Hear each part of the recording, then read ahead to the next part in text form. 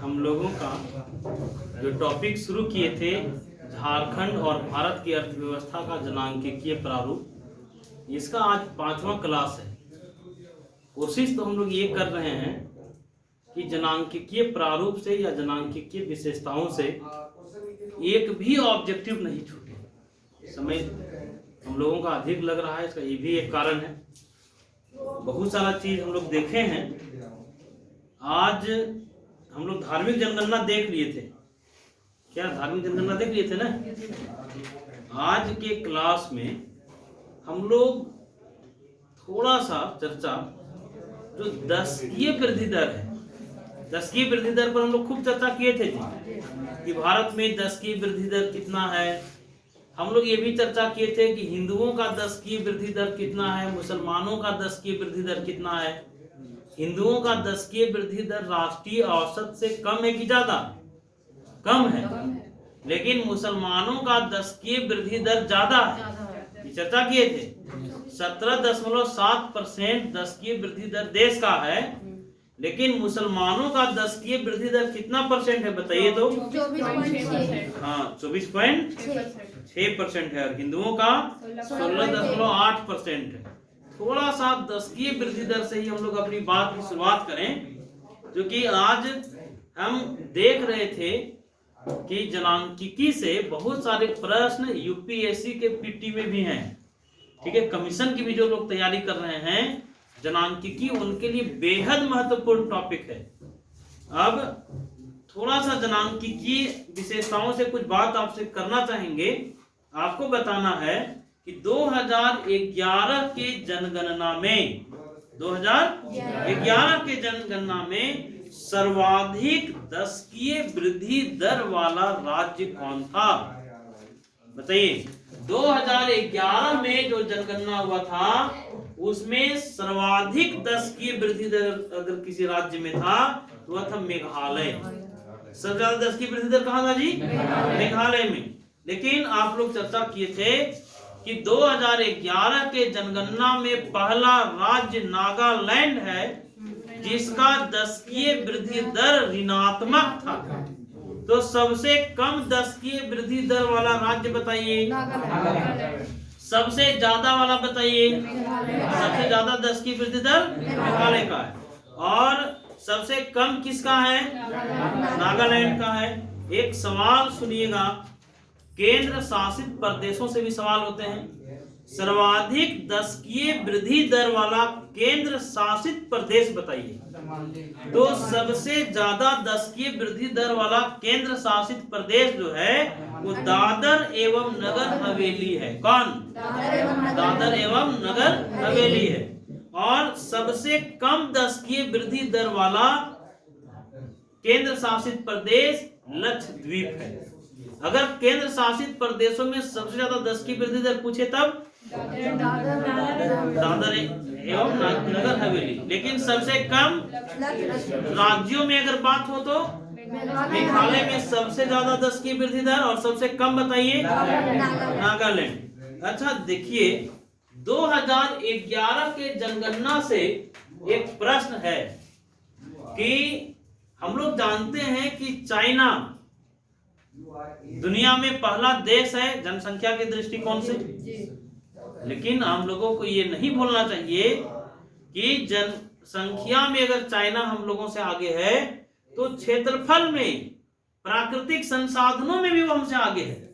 भारत के क्षेत्रफल से लगभग 3 गुना ज्यादा क्षेत्रफल कहाँ का है? चाइना का है। लेकिन भारत के जनसंख्या से 3 गुना ज्यादा जनसंख्या चाइना में नहीं है। 2001 में भारत और चीन और भारत के बीच जनसंख्या का अंतर कितना था? तो अंतर मात्र था 23.8 करोड़। भारत की जनसंख्या से चीन का जनसंख्या 2001 ईस्वी में 23.8 करोड़ अधिक था। क्लियर? लेकिन 2011 ईस्वी में चीन और भारत के बीच में जनसंख्या का जो अंतर है वो मात्र 13 करोड़ है। बोलिए, जिस तरह से यह फासला घट रहा है, ऐसा नहीं लगता है कि हम लोग चाइना से आगे हो जाएंगे। हम लोग चर्चा किए थे कि 1976 में हम लोग पहली जनसंख्या नीति लेकर के आए, लेकिन पहली जनसंख्या नीति का परिणाम क्या निकला? इंदिरा गांधी की सरकार चली गई, इंदिरा गांधी स्वयं सांसद का चुनाव हार गई 1976 की जनसंख्या नीति के कारण। और हम लोगों से ठीक 4 साल के बाद चाइना 1980 ईस्वी में एक पॉलिसी लाया, हर दंपति, हर पति पत्नी सिर्फ एक बच्चा पैदा कर सकता है। ये पॉलिसी चाइना में 1980 में आया और इस पॉलिसी को चाइना सख्ती से लागू किया, बहुत मजबूती के साथ उस पॉलिसी को लागू किया। ये पॉलिसी कब तक चलता रहा चाइना में जी? 2016 तक ये पॉलिसी चलता रहा, लेकिन 2016 में इसको समाप्त कर दिया गया और दंपतियों को, पति पत्नी को अधिकार दिया गया कि वो 2 बच्चे जन्म दे सकते। क्लियर? हम लोग चर्चा किए कि चाइना के पहले हम लोग अलर्ट हुए थे। 1952 में पहला देश था भारत जो जनसंख्या को रोकने के लिए परिवार नियोजन कार्यक्रम लेके आया था। भारत में 1952 में ही परिवार नियोजन कार्यक्रम आया। अब सोचिए, 1952 में हम लोग समझ गए थे, नेहरू के समय में ही हम लोग समझ गए थे कि भारत की बढ़ती हुई जनसंख्या भारत के लिए खतरनाक है, लेकिन हम लोग जनसंख्या की बेतहाशा वृद्धि को रोक नहीं पाए।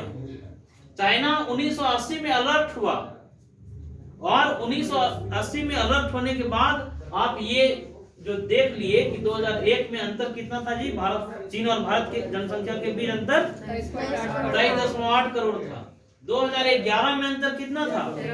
13 करोड़ था। तो ये अंतर लगातार घट रहा है कि नहीं? अभी एक प्रश्न और आपसे पूछना चाहते हैं। हम लोग साक्षरों की बात किए थे कि भारत में साक्षर किसे कहा जाए। इसके लिए हम लोग चर्चा किए थे कि साक्षर उसे माना जाता है जिसकी उम्र कम से कम 7 वर्ष हो। कम से कम कितना?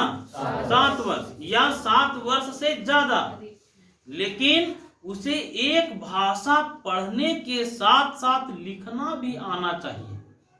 साक्षर किसको माना गया था? ये कम से कम एज होना चाहिए, 7 साल या उससे ज्यादा भी हो सकता है। एक भाषा कम से कम वह पढ़ सके और एक भाषा कम से कम लिख सके। जिस भाषा को वो पढ़ पा रहा है उसको लिखने में भी दक्ष हो, उसको हम लोग साक्षर माने थे। क्लियर? तो किस एज ग्रुप की बात किया गया? लेकिन पहले कौन सा एज ग्रुप था? 5 वर्ष। ठीक, पहले 5 वर्ष से ही था। अब जो है आप लोगों के लिए एक सवाल हम छोड़ रहे हैं, ठीक, वो आप लोगों को हमारे वीडियो में जा करके कमेंट्स करके बताना है और कंपलसरी बताना है। ठीक, सवाल ये है कि कब से साक्षरों की गणना के लिए 7 वर्ष आयु निर्धारित की गई? ठीक, किस जनगणना से या कब से? और पहले 5 साल जो था वो कब से कब तक रहा? ठीक, इसके बारे में एकदम डिटेल आप लोग लिखिएगा। चलिए आज कोशिश करेंगे कि जनांकिकीय प्रारूप को हम लोग समाप्त करें। कुछ चीजें छूटा हुआ है। अनुसूचित जनजातियों के बारे में हम लोग चर्चा करेंगे। ठीक है, सबसे पहला आज का क्लास हम लोग शुरू कर रहे हैं कि जनगणना 2011 में अनुसूचित जनजातियां, अनुसूचित जनजातियों के बारे में देखेंगे कि अनुसूचित जनजातियों की क्या स्थिति थी। एक बात बताइए, अनुसूचित जनजातियों के संदर्भ में हम लोग बात किए थे झारखंड में कि अनुसूचित जनजातियां आर्थिक और शैक्षिक दृष्टिकोण से भले ही पीछे हो, लेकिन लिंगानुपात के दृष्टिकोण से आज अनुसूचित जनजातियों का हम लोगों को अनुकरण करना चाहिए। करना चाहिए कि नहीं जी? क्यों करना चाहिए? क्योंकि अनुसूचित जनजातियों का लिंगानुपात कितना था झारखंड में? 1003। अब देखिए, जो अनुसूचित जनजातियां हैं, अगर जनजातियों की बात करें तो राष्ट्रीय स्तर पर भी देश के राज्य के स्तर पर तो देख लिए, राज्य में कितना था 1003 लिंगानुपात था, लेकिन 2011 के जनगणना में अनुसूचित जनजातियों का लिंगानुपात 990 था। 1000 पुरुषों में कितना 990। देश का लिंगानुपात ऐसे लिंगानुपात कितना है बताइए रजनी? 933 है। देखिए 943, ठीक है। 2011 में लिंगानुपात कितना था 943, लेकिन 2001 में कितना था 933, ठीक है। 2011 में लिंगानुपात जी 2001 में कितना लिंगानुपात था 933, अनुसूचित जनजातियों का लिंगानुपात 990। राष्ट्रीय औसत से बहुत अच्छी स्थिति है कि नहीं है? लगभग 1000 के इर्द गिर्द है। नहीं, हम लोग चर्चा किए थे कि दहेज अनुसूचित जनजातियों में कोई समस्या नहीं है, दहेज वाली कोई समस्या नहीं है जनजातियों में, ठीक। शिशु लिंगानुपात इस बात को का द्योतक है कि वहां महिला और पुरुष में बहुत ज्यादा भेदभाव नहीं होता होगा। अच्छा, अनुसूचित जनजातियों का लिंगानुपात हम लोग देख लिए कितना परसेंट, कितना है जी 990। अगर देश की कुल आबादी की बात किया जाए तो देश के कुल आबादी में अनुसूचित जनजातियां 8.6% है। कितना परसेंट? कुल आबादी में 8.6% अनुसूचित जनजाति है। एक बात जानिए, अगर कुल संख्या की बात किया जाए तो कुल संख्या 10.42 करोड़ है। अनुसूचित जनजातियों का जनसंख्या कितना है कुल जनसंख्या में 10.42 करोड़, लेकिन परसेंटेज में बात किया जाए तो 8.6। अनुसूचित जनजातियों का लिंगानुपात फिर से बताइए 990। अच्छा, एक क्वेश्चन है, भारत में, क्वेश्चन ध्यान से सुनिएगा, भारत में सर्वाधिक अनुसूचित जनजातियां किस राज्य में निवास करती है? क्वेश्चन क्या था? सबसे ज्यादा किस राज्य में अनुसूचित जनजातियों का निवास है? तो वह राज्य है MP, Madhya Pradesh. Clear?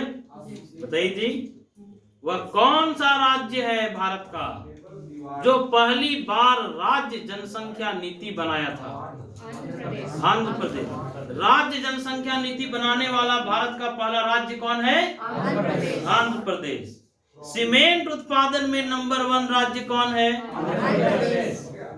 HEC की स्थापना कब हुई थी? 1948। एचईसी 58 में हुई। एचईसी 58, ठीक है। 1965। अच्छा बताइए, Bokaro iron and steel company 1964। Bokaro iron and steel company किस देश के सहयोग से जी? सोवियत संघ के सहयोग से। लेकिन एचईसी की स्थापना किसके सहयोग से? अच्छा, जब हम लोग थोड़ा सा उद्योग में आ ही गए तो कुछ क्वेश्चन और पूछना चाहते हैं। पूछें? नहीं पूछें? सीमेंट उद्योग हम लोग पढ़े थे, आप लोगों को बताना है कि सीमेंट उद्योग का विकास तब से शुरू हुआ भारत में जब से मूल्य और नियंत्रण संबंधित प्रतिबंध हटाया गया। तो सवाल ये नहीं है कि विकास कब से शुरू हुआ, सवाल ये है कि सीमेंट उद्योग पर मूल्य और नियंत्रण संबंधित प्रतिबंधों को कब समाप्त किया गया? 1989। फिर से बोलिए, जोर से बोलिए, 1989।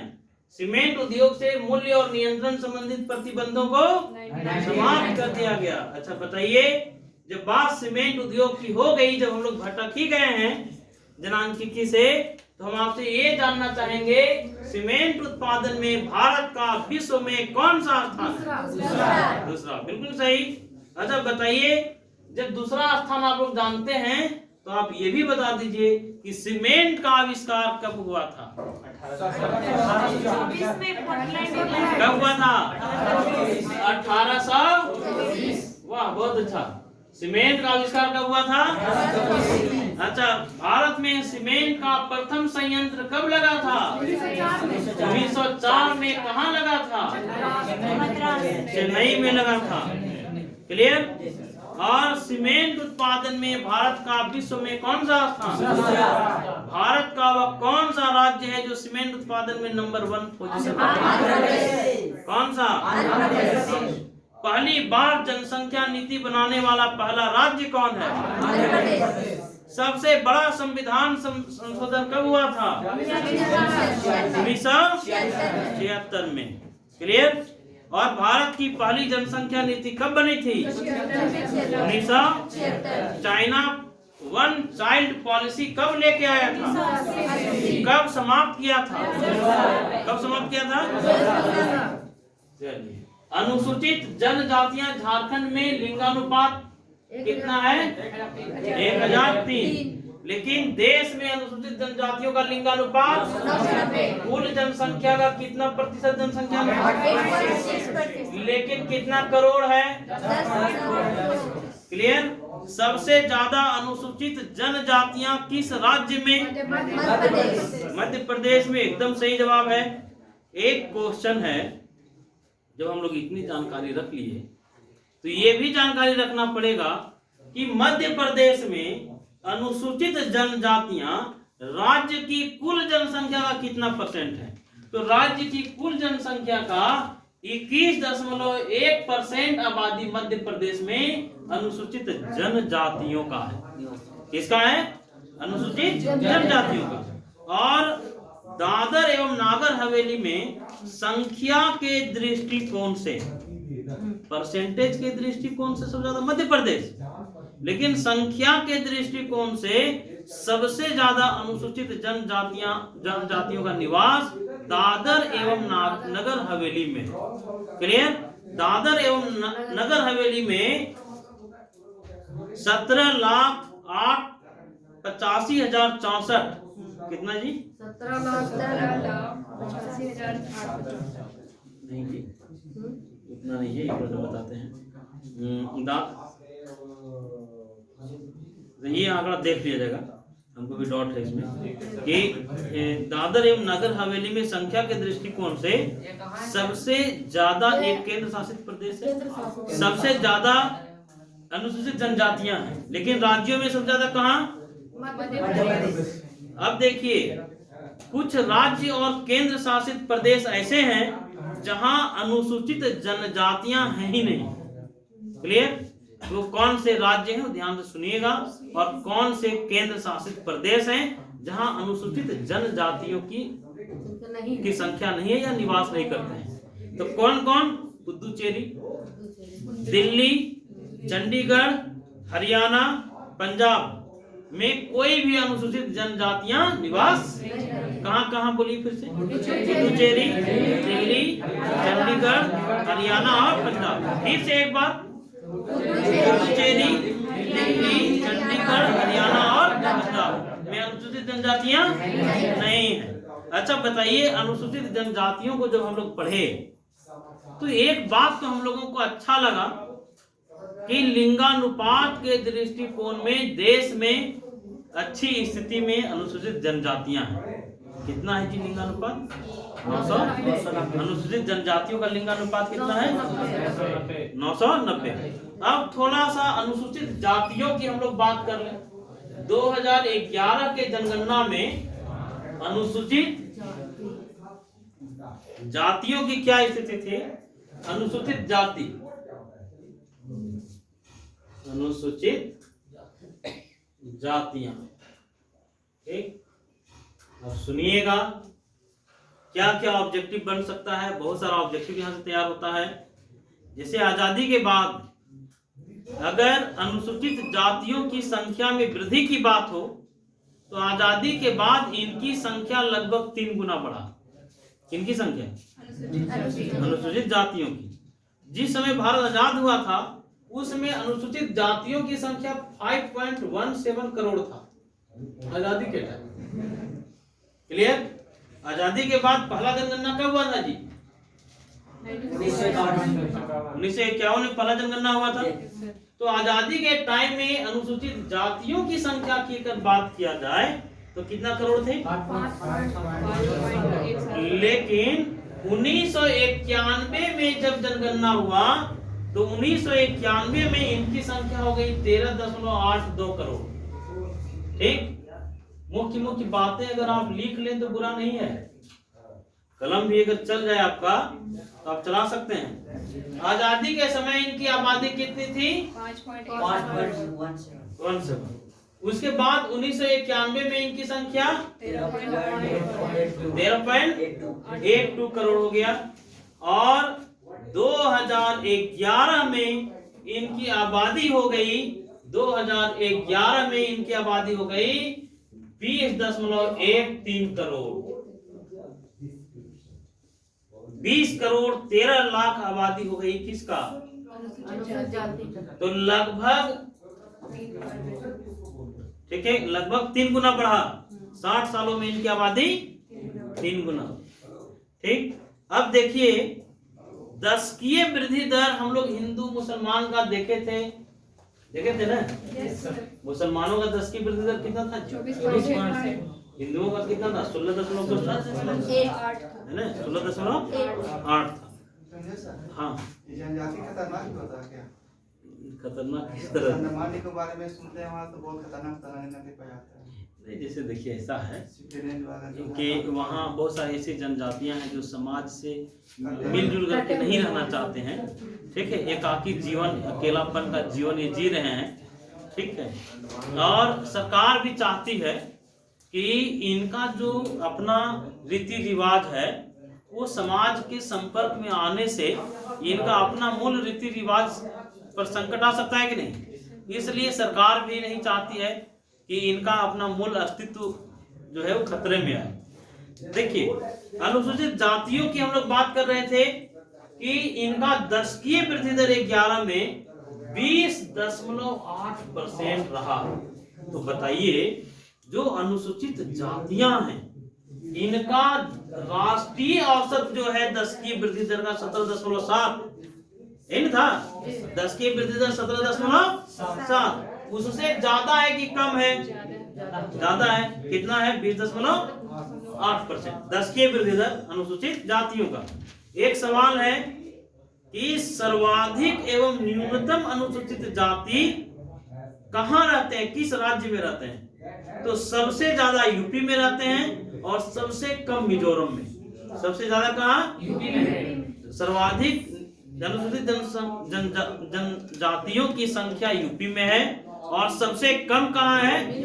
मिजोरम में। एक सवाल है, अनुसूचित जाति की सर्वाधिक एवं न्यूनतम जनसंख्या का अगर परसेंटेज की बात किया जाए, संख्या की बात किया गया तो यूपी, संख्या में यूपी और सबसे कम मिजोरम। लेकिन अगर परसेंटेज की बात होगी तो सर्वाधिक है पंजाब में और सबसे कम है मिजोरम में। मिजोरम वाला कॉमन है, संख्या में भी कम है और परसेंटेज में भी कम है। बताइए अनुसूचित जातियों की सर्वाधिक जनसंख्या प्रतिशत में सबसे ज्यादा कहाँ है? पंजाब में, लेकिन संख्या में यूपी में। अच्छा, एक सवाल है कि लिंगानुपात हम लोग जरूर देखें। लिंगानुपात एक इंडिकेटर है किस चीज का? लिंगानुपात एक सूचकांक है। इसके माध्यम से यह पता चल पाता है कि वह समाज कितना आधुनिक है, बेटियों को लेकर के कितना संवेदनशील है, पता चलेगा कि नहीं? तो अनुसूचित जातियों का अगर लिंगानुपात की बात किया जाए तो इनका लिंगानुपात 945 है। राष्ट्रीय औसत कितना था जी? अभी देखे थे 945। उससे अच्छा है नहीं है। और अगर लिटरेसी की बात किया जाए तो लिटरेसी की स्थिति बहुत खराब है। ठीक है, कितना? तो लिटरेसी रेट है 37.41%। देखिए आप लोग पूछेंगे कि आखिर इतना सारा माइक्रो लेवल में आंकड़े की जरूरत सरकार को क्यों है? नहीं, हर 10 सालों में जनगणना होता है और इतना सूचना का संग्रह किया जाता है कि सबसे ज्यादा जो है सो 10 की वृद्धि दर किस धर्म में है, सबसे कम कहाँ है, सबसे ज्यादा लिंगानुपात किस धर्म में है, सबसे कम कहाँ है, सबसे ज्यादा अनुसूचित जाति कहाँ है, सबसे कम अनुसूचित जनजाति कहाँ है। ये इतना सारा इंफॉर्मेशन जो लिया जाता है ना, इसका सबसे पहला कारण ये है कि सरकार कोई भी पॉलिसी बनाती है, सरकार कोई भी नीति बनाती है तो उस नीति को अमली जामा पहनाने के लिए सरकार के पास सबसे पहले तो आंकड़ा होना चाहिए। ठीक है, जैसे मान लीजिए साक्षरता को लेकर के सरकार कोई पॉलिसी बनाना चाहती है, तो पॉलिसी बनाते समय सरकार को ये जानना पड़ेगा कि कौन सा ऐसा समाज का तबका है जो शिक्षा में बहुत पीछे है, जानना पड़ेगा कि नहीं। तो अभी शिक्षा में सबसे पीछे कौन दिखाई दे रहा है, अनुसूचित जाति। सबसे कम कितना है जी, 37.41। अगर जनसंख्या नियंत्रण के लिए अगर कानून बने तो जनसंख्या नियंत्रण के लिए कानून बनने के बाद अगर शक्ति दिखलाने की जरूरत है तो उस वर्ग पर शक्ति दिखलाना पड़ेगा जिसका 10 की वृद्धि दर सबसे ज्यादा है। जिसका 10 की वृद्धि दर कम है, राष्ट्रीय औसत से कम है, तो वहां शक्ति दिखलाने की जरूरत है। जिसका सबसे ज्यादा है, सरकार सबसे पहले उसी को चाहेगी कि वो कम करे। और अगर मान लीजिए लिटरेसी बढ़ाने के लिए सरकार कोई पॉलिसी लाएगी तो जिसका सबसे कम रहेगा उसके लिए पॉलिसी लाएगी। ठीक है, तो हम लोग अनुसूचित जातियों की बात किए कि लिंगानुपात कितना था, 945। साक्षरता दर कितना था। आज भी आजादी के इतने सालों के बाद भी इतना दुर्भाग्यपूर्ण आंकड़ा कि महिलाओं का साक्षरता दर मात्र 23.76% है। मात्र सोचिए, अनुसूचित जातियों में महिलाओं में जो लिटरेसी रेट है वो 23.76% है, और अगर पुरुषों की बात किया जाए तो 49.91%। ठीक, पुरुषों का लिटरेसी रेट 49.91%, महिलाओं का लिटरेसी रेट 23.76%, कुल साक्षरता दर 37 बोलिए 41%। अब एक बात जान लीजिए, कहां कहां अनुसूचित जातियां नहीं हैं। ठीक, कहां कहां नहीं है जानना चाहिए नहीं। तो नागालैंड में नहीं है, अंडमान निकोबार में नहीं है, लक्षद्वीप में नहीं है। कहां कहां नहीं है जी, नागालैंड में नहीं है, अंडमान निकोबार में नहीं है, लक्षद्वीप में अनुसूचित जातियां निवास नहीं करती हैं। लेकिन अगर केंद्र शासित प्रदेशों की बात किया जाए तो केंद्र शासित प्रदेशों में सबसे ज्यादा अनुसूचित जाति का निवास स्थान दिल्ली में है। ठीक, दिल्ली में कितना, तो वहां 28.12 लाख इनकी संख्या है। किनकी, कहां, और अगर इसके बाद सर्वाधिक कहां है तो चंडीगढ़ में है। ठीक, कितना, कहां सर्वाधिक एक बार सुनिएगा, कंफ्यूजन नहीं रखिएगा।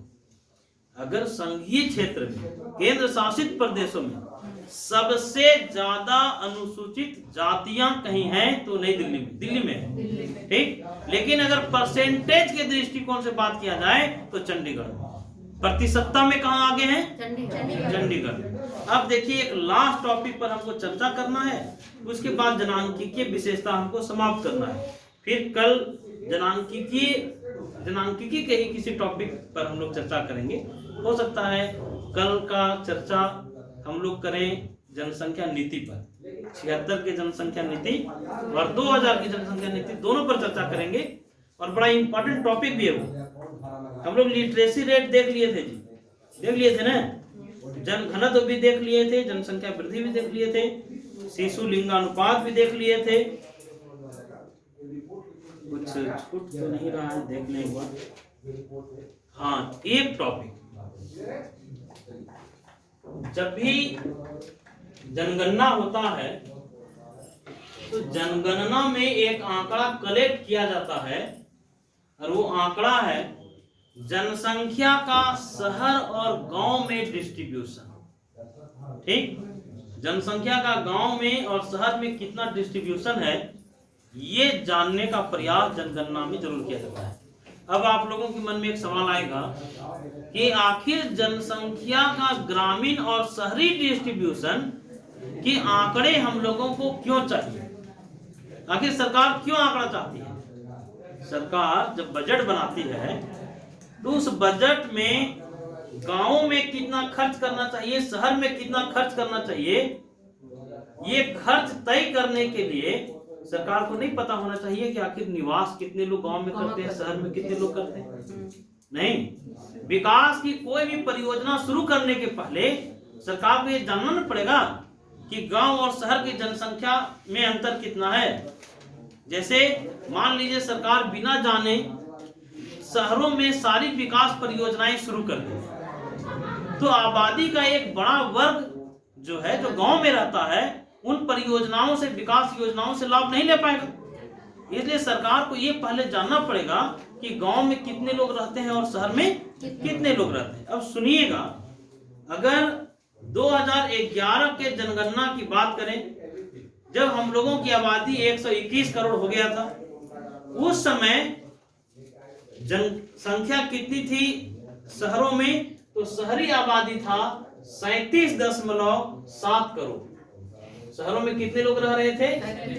37.7 करोड़। लेकिन अगर गांव की आबादी की बात किया जाए तो 83.3 करोड़ लोग कहाँ रह रहे थे? गांव में ज्यादा रह रहे थे कि शहर में? देश की कुल जनसंख्या में शहरी जनसंख्या कितना है? तो 2011 का जनगणना कहता है कि 31.16% आबादी जो है वो शहर में रहती है। कितना?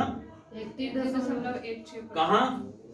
शहर में। लेकिन गांव में 68.84% लोग कहाँ रह रहे थे? गांव में। तो गांव में ज्यादा लोग रह रहे थे कि नहीं? और 2011 के जनगणना में, 2011 की जनगणना की अगर बात किया जाए तो 27.8% लोग रहते थे शहर में। कितना परसेंट लोग? 27.8% लोग कहाँ? शहर में। और गांव की आबादी थी 72.19%। तो बताइए 2011 के जनगणना में जो शहरी आबादी है वो बढ़ा है कि नहीं? 2011 में शहरी आबादी क्या हो गया? ये समझ रहे हैं जी? शहरी आबादी 2011 में बढ़ा है। अब देखिए यहां से जो क्वेश्चन बनता है, थोड़ा सा हम लोग झारखंड से भी इसको जोड़ेंगे कि कुल जनसंख्या में सबसे ज्यादा शहरी आबादी दिल्ली में है। कहाँ? दिल्ली में। वहां 97.5% आबादी जो है वो शहरी है। कहाँ? दिल्ली में। राज्यों में अगर बात किया जाए तो केंद्र शासित प्रदेशों की बात कर लिए, अगर राज्यों की बात किया जाए तो पहले स्थान पर गोवा है। राज्यों में सबसे ज्यादा शहरी आबादी कहाँ है? केंद्र शासित प्रदेशों में कहाँ है? दिल्ली में। गोवा में 62.2% आबादी शहरों में रहती है। कितना? कहाँ पर? गोवा में। इस मामले में गोवा के बाद आता है मिजोरम। गोवा के बाद मिजोरम के बाद तमिलनाडु, उसके बाद केरल, उसके बाद महाराष्ट्र। अब थोड़ा सा हम लोग झारखंड पर आ जाते हैं, बस 2 मिनट में समाप्त करेंगे क्लास। शहरी आबादी केंद्र शासित प्रदेशों में सर्वाधिक कहाँ? राज्यों में बताइए। गोवा में कितना परसेंट? 60%। अगर झारखंड की बात कीजिए तो 2011 में शहरी ग्रामीण जनसंख्या थी 76%, ग्रामीण आबादी 76%। ठीक, झारखंड में कितना परसेंट था? 76%। और शहर में कितना परसेंट रहता होगा जी? 24%। 100% हो गया ना? 76 + 24। अब यहां से एक क्वेश्चन है, ग्रामीण जनसंख्या के राज्य की औसत कितना परसेंट? 76%। ग्रामीण आबादी कितना है? 76%। क्वेश्चन ये है कि झारखंड में सबसे ज्यादा ग्रामीण आबादी कहाँ है? सबसे ज्यादा ग्रामीण आबादी गोड्डा में है। सबसे ज्यादा ग्रामीण आबादी गोड्डा में। गोड्डा में 95.10% आबादी गांव में रहती है। कहाँ? गोड्डा में। गोड्डा के बाद गढ़वा।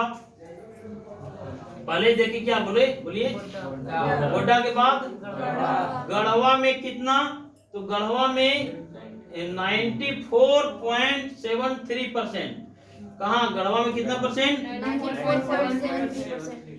तीसरे स्थान पर हम लोगों का अपना चतरा आता है ग्रामीण आबादी में। ठीक, चतरा में 93.96% आबादी गांव में रहती है। ठीक, तीसरा स्थान में चतरा है राज्य में। पहले स्थान पर ग्रामीण आबादी सबसे ज्यादा कहाँ? उसके बाद गुमला, उसके बाद दुमका। ठीक, बताइए पहला स्थान। उसके बाद गुमला, उसके बाद दुमका। अब चलिए हम लोग शहरी आबादी में थोड़ा बात करते हैं। शहरी आबादी सबसे ज्यादा कहाँ है जी? शहरी आबादी सबसे ज्यादा धनबाद में है। ठीक, शहरी आबादी सबसे ज्यादा कहाँ? धनबाद में। कितना परसेंट? तो धनबाद में 58.13% आबादी शहरों में निवास करती है। कितना? 58.3%। ठीक, उसके बाद पूर्वी सिंहभूम, उसके बाद बोकारो, फिर नाम आ गया मनीष रामगढ़ का, और उसके बाद रांची का। ठीक, बताइए नगरीय आबादी में सबसे नंबर 1 में कौन सा जिला है? धनबाद के बाद पूर्वी सिंहभूम के बाद बोकारो के बाद रामगढ़, उसके बाद रांची। ठीक, तो देखिए सब लोग कंफ्यूजन में रहते हैं। शहरी आबादी में सबसे ज्यादा लोग रांची कर देता है, तो गलत है। लेकिन शहरी आबादी सबसे ज्यादा राज्य में कहाँ? धनबाद। ठीक, कल हम लोग चर्चा करेंगे 1976 की जनसंख्या नीति और 2000 की जनसंख्या नीति। आप लोग अगर पढ़ सकें तो पढ़ के आइएगा। कल संडे है ना, कल क्लास। ठीक है।